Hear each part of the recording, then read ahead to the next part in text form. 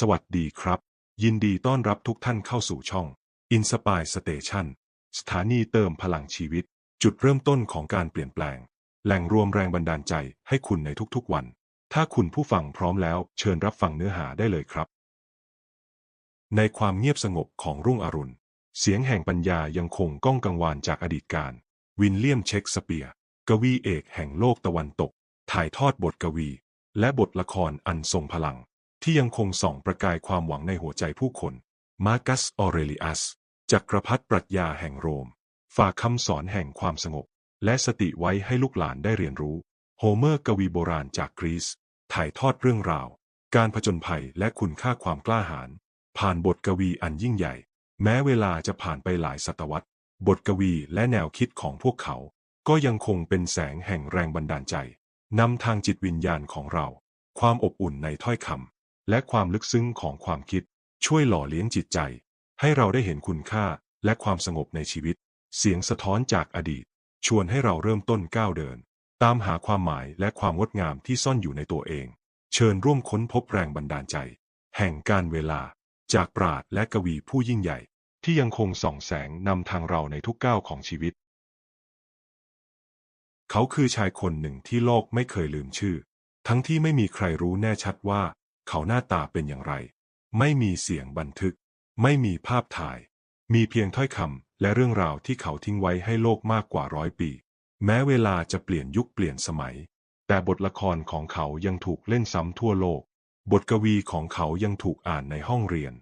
บทสนทนาของเขายังสะท้อนอยู่ในใจของใครหลายคนและชื่อของเขากลายเป็นสัญลักษณ์ของคำว่าอัจฉริยะวิลเลียมเชกสเปียร์ไม่ได้เกิดมาเพื่อโด่งดังแต่เขาเกิดมาเพื่อบอกโลกว่าถ้าคุณฟังเสียงในใจให้ดีพอคุณจะเปลี่ยนชะตาของตัวเองได้เขาเติบโตมาในเมืองชนบทเล็กๆที่ชื่อว่าสแตรทฟอร์ดบนพื้นดินธรรมดาที่ไม่มีอะไรบอกว่าจะเป็นต้นทางของคำว่าอมตะพ่อของเขาเป็นพ่อค้าธรรมดาแม่ของเขาเป็นหญิงที่ใช้ชีวิตเงียบเรียบง่ายไม่มีใครในครอบครัวเป็นศิลปินไม่มีใครเป็นนักปรัชญาไม่มีใครผลักดันให้เขาเขียน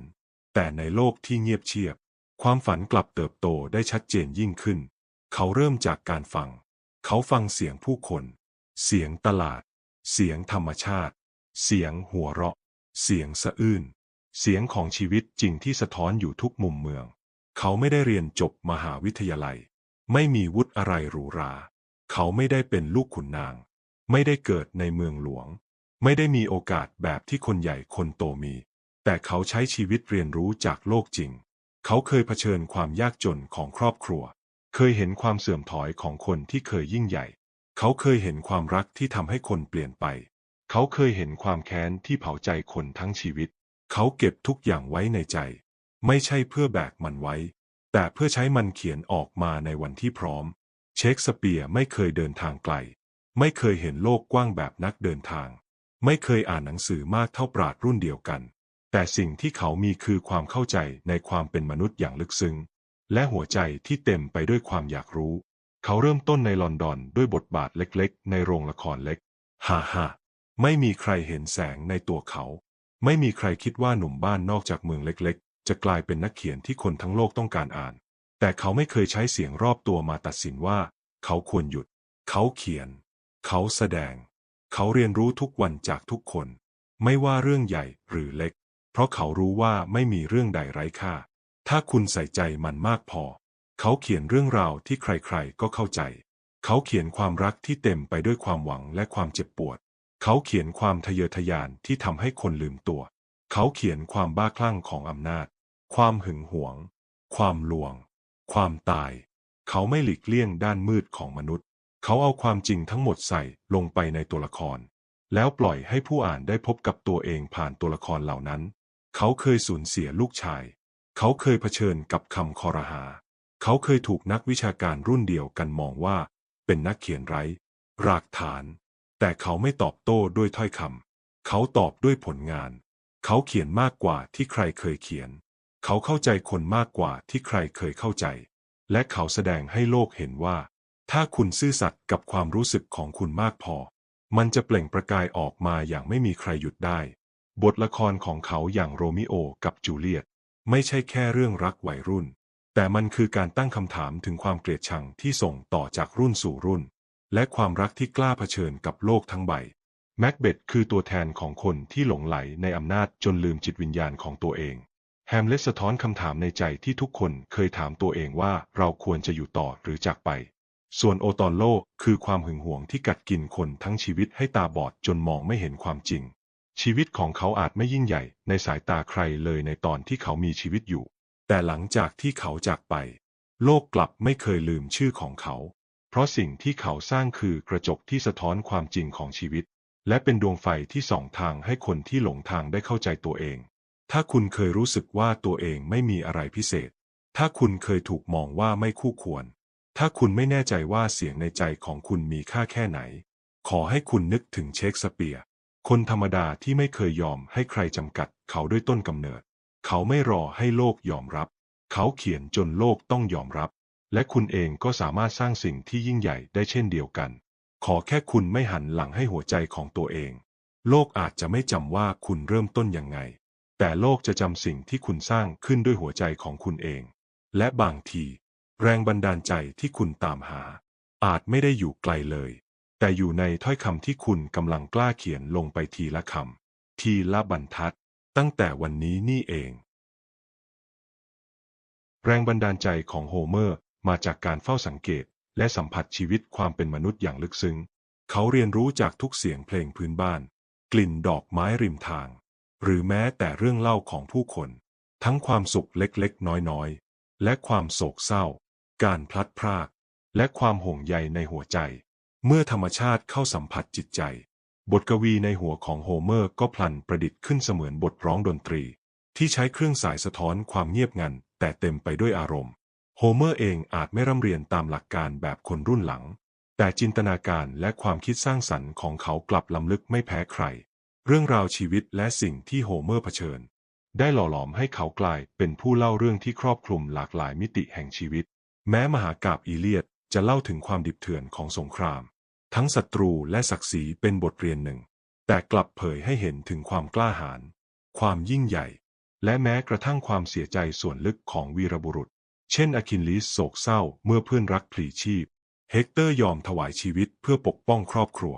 และทหารธรรมดาต้องดิ้นรนเพื่อศักดิ์ศรีของตนเองอีกด้านหนึ่งมหากาพย์โอดิสซีย์นำเสนอการเดินทางของชายผู้อยากจะกลับบ้านแม้เขาต้องฝ่าฟันอุปสรรคและการทดสอบจากเหล่าเทพเจ้าแต่โฮเมอร์ถ่ายทอดเรื่องความรักความจงรักภักดีและความหวังอันยิ่งใหญ่ของมนุษย์ทุกคนไว้ในถ้อยคำเหล่านั้นทิ้งไว้เป็นบทพิสูจน์ว่ามนุษย์ย่อมสู้ต่อไป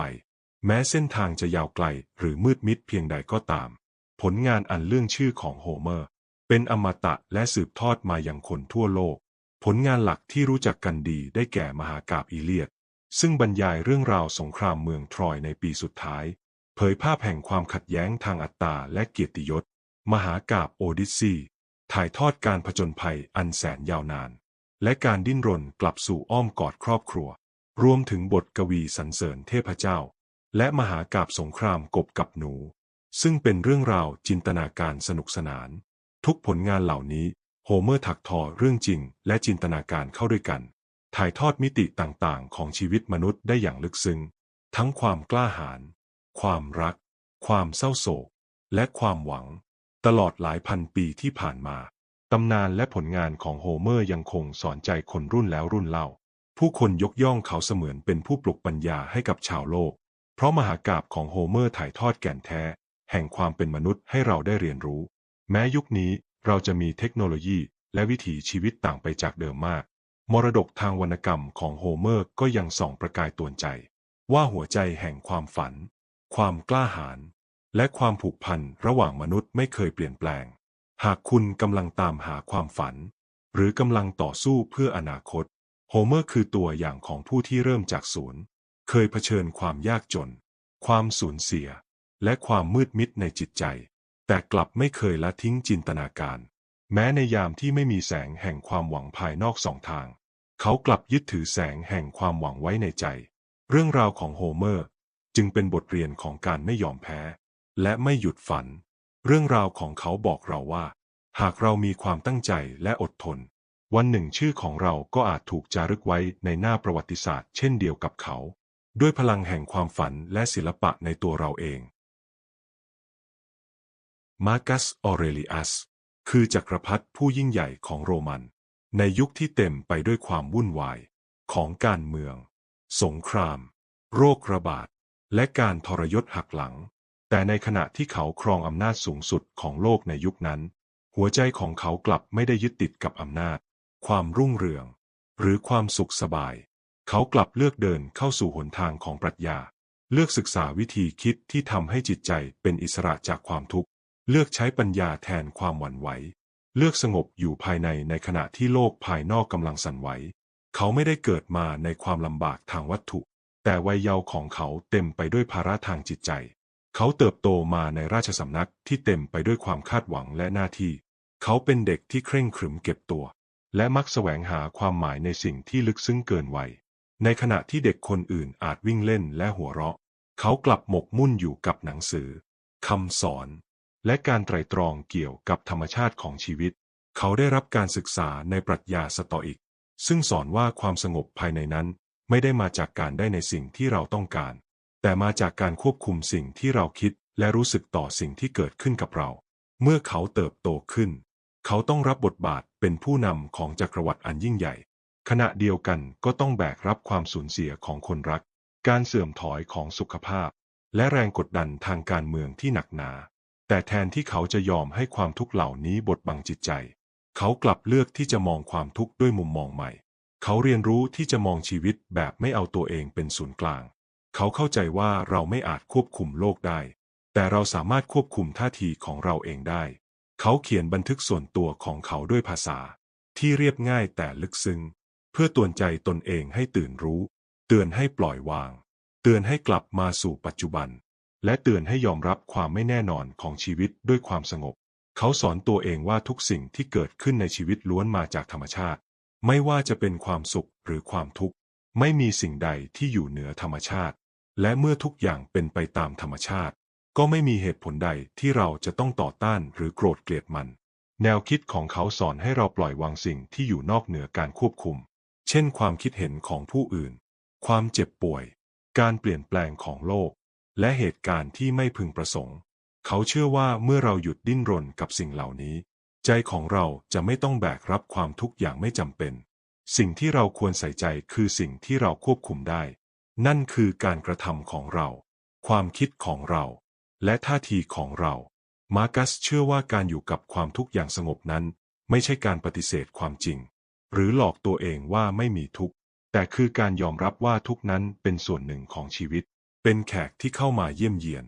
และจะจากไปเมื่อถึงเวลาเราไม่ต้องโอบกอดความทุกข์ไม่ต้องผลักใส่มันเพียงแค่เฝ้าดูมันด้วยจิตใจที่มั่นคงในวันที่เขาเผชิญกับสงครามและการสูญเสีย